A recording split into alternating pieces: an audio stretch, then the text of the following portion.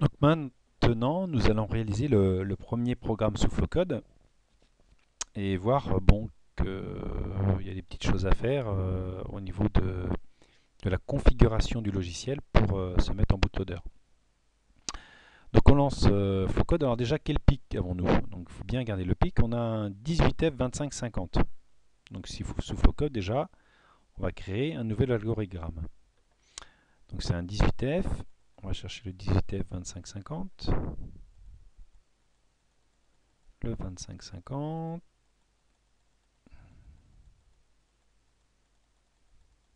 Voilà, il est là. OK. Donc là, on voit notre composant. Donc il est là, hein, on a le master clear, on a voilà, toutes les broches. On voit que c'est un 28 broches. Donc on peut le voir sous Isis, hein, voilà.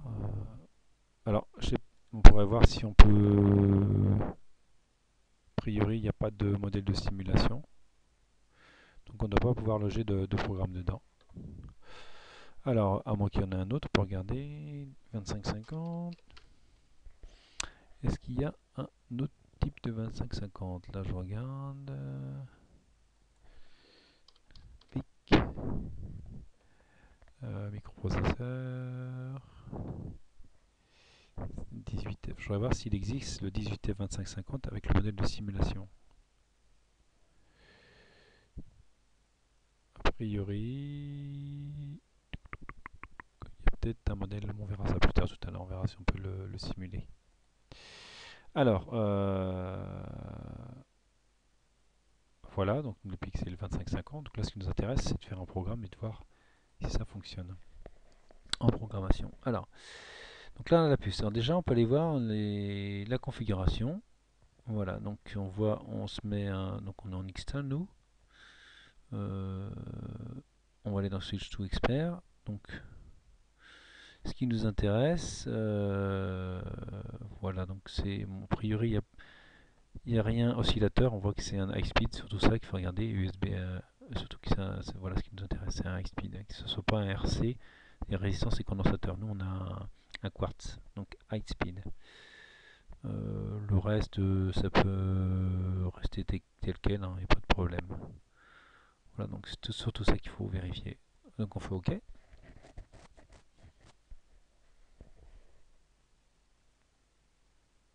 Alors, les données de figuration valent pour un autre microcontrôleur.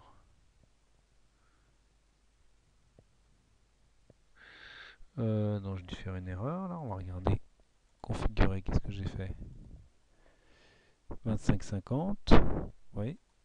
Donc c'est bon. Donc je sais pas, j'ai dû mettre un mauvais microcontrôleur tout à l'heure. C'est-à-dire quand j'ai fait puce et que j'ai fait configurer, là j'ai dû changer. Ici sans faire exprès là-haut. On voit bien que c'est un 18F2550. Voilà. Ok. Donc là le programme que l'on va faire, on va regarder le fichier. Le fichier de schéma, donc on va faire clignoter des deux. Donc pour faire clignoter des deux, il faut activer R7.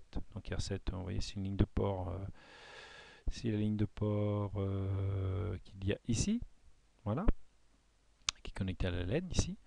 Nous, elles sont utilisées, c'est la LED rouge et verte pour se mettre en mode programmation, c'est-à-dire en mode bootloader via le port USB. Donc on va faire clignoter R7. Donc on fait une boucle tout simplement, voilà. On en fait un output. Port C, donc bit unique, c'est le bit 7. Et puis on l'active, donc on le met à 1. Donc là on allume la LED. On fait un délai. Voilà, on fait une seconde. Et puis on va l'éteindre pendant une seconde. Voilà, pour ces bits uniques. C'est pas la peine de faire un programme complet, complexe. Déjà, de toute façon, nous on n'a pas de module en plus. Non, c'est 0 parce qu'on met 1, donc après on va l'éteindre. Voilà. Et puis il ne faut pas oublier de faire la temporisation parce qu'autrement on va pas avoir grand chose. Voilà, elle s'allume pendant une seconde, elle s'éteint pendant une seconde, et puis elle revient là, elle se rallume et ça boucle tout le temps. Alors on peut faire une simulation si vous voulez, on peut mettre une LED, voilà, on dit que les connexions CRC bit 7, voilà, terminé, puis quand on fait play, et puis on va voir la LED qui clignote. Voilà. Donc voilà ce qu'on doit obtenir nous. Alors nous, sur RC7, alors CRC7, si on regarde le schéma, RC7 c'est D2, et D2 c'est quelle LED? D2, D2, D2, c'est la LED du haut, et la LED du haut c'est la LED de rouge. Donc voilà. Alors par contre, voilà, on va arrêter la simulation. Voilà. Alors maintenant, il y a ce qu'on appelle les options de compilation. Voilà, donc là, il va falloir bien vérifier certaines choses. Donc déjà, là, nous c'est la famille 18. Donc là, c'est un 18 qu'il faut mettre. Flowcode exe. Déjà, c'est le compilateur. Là, dans le champ paramètres, vous ne changez rien. Là, l'assembleur, vous ne changez rien non plus. Au niveau de paramètres d'assembleur, là il va y avoir des choses à changer. Donc c'est la famille 18 aussi. Donc là on a 18 à mettre à la place de 16, hein, si vous avez 16. Alors l'inconvénient de Flowcode, c'est que si vous le reprenez avec les cartes multifonctions, il faudra changer tout ça. Hein, c'est le problème, c'est qu'il ne garde pas ça dans le projet. Donc là il faut mettre 18, là il faut mettre 18, 18, tout ça c'est les librairies. Voilà. Et puis il y a quelque chose d'important à la fin, donc ça vous laissez tel quel, hein, vous ne touchez pas. Et puis voilà ce qui est important, c'est qu'il faut mettre après le F guillemets, il faut faire un petit espace et marquer -RB 0x1000. Alors ça permet de faire le programme, mais il ne commencera qu'à l'adresse 1000. Il ne commencera qu'à l'adresse 1000, donc ça veut dire que il n'écrasera pas le bootloader, le programme bootloader. Si vous ne mettez pas ça, en fin de compte, on va faire la compilation. Et le début de programme, ça ne sera pas l'adresse 1000, mais l'adresse reste 0. Et si vous regardez on va mettre OK, là, si vous regardez ce que je vous ai expliqué tout à l'heure dans la programmation, eh bien votre programme, qu'est-ce qu'il va se faire?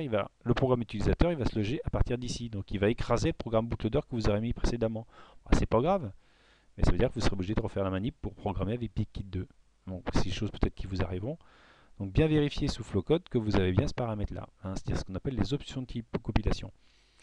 Voilà, le reste, c'est pas à changer. Hein. Vous avez ça à changer là. Ici, là, mettre, je répète, à mettre rien du tout. Là, c'est pas à changer. Et là, c'est à mettre des 18 à la place des 16. Et puis là, mettre RB0x1000. Voilà. Et le 1000, hein, ça fait référence, si vous regardez le fichier doc, hein, ça fait référence à ça. Le début de programme, il part à 1000. Voilà. Donc là, faites fichier enregistrer sous. Donc moi, je vais le mettre. Là, je vais l'appeler test 1. Voilà. Voilà, et puis je vais le compiler. Donc je le compile. Donc je fais un point .hex. Donc on voit que le point C est fait, hein, qu'il n'y a pas eu de problème, et que donc voilà, et que il fait le point .hex. On envoie aussi ce qui est pris. Hein. Donc la RAM elle est prise à 2%. La ROM elle est prise qu'à 1,1%, c'est-à-dire qu'il reste vraiment de la place, hein, il reste 98% de place en RAM, et en ROM il reste 98%, quoi, 99%. Donc quand vous avez fait ça, vous avez fait votre point .hex. Donc il est où votre point .hex? On va essayer de le retrouver nous. Donc ça dépend où vous l'avez mis vous. Donc nous on est là, carte de développement. Donc le point .hex, il est, vous avez le flowcode là, le test 1, et puis le point .hex, il est là. Voilà. Donc il est ici, donc c'est ça que vous allez envoyer avec l'utilitaire. Alors quel utilitaire? Eh bien l'utilitaire que vous allez utiliser, c'est l'utilitaire. Vous allez dans la map, vous allez retrouver l'utilitaire qui est voilà, qui est HID bootloader. Donc vous double-cliquez dessus.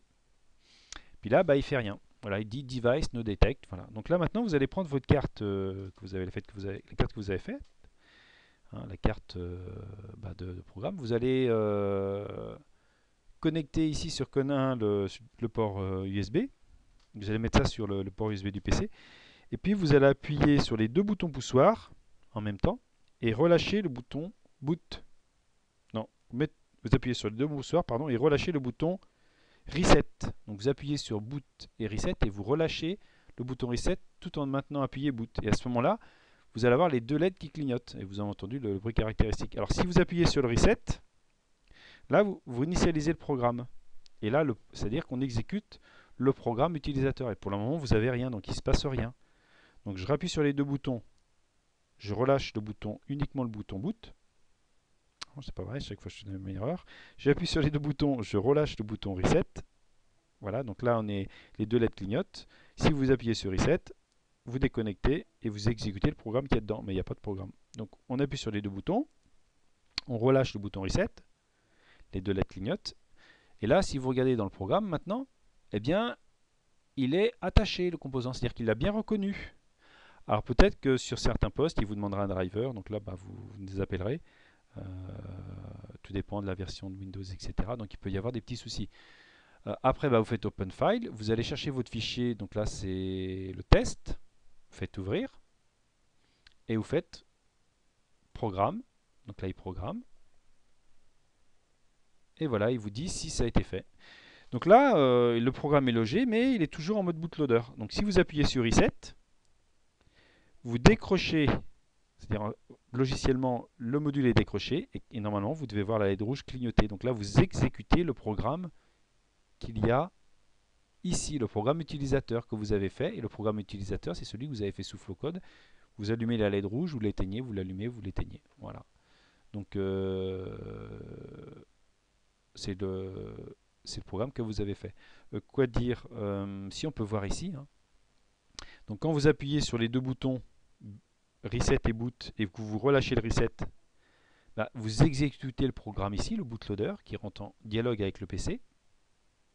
Si vous appuyez que sur Reset, eh bien, en fin de compte, il y a ce qu'on appelle un saut, hein, c'est-à-dire que à cette adresse-là, on vous dit allez à l'adresse 1000. C'est un go-to si vous voulez aller à l'adresse 1000, et donc là, c'est le programme utilisateur.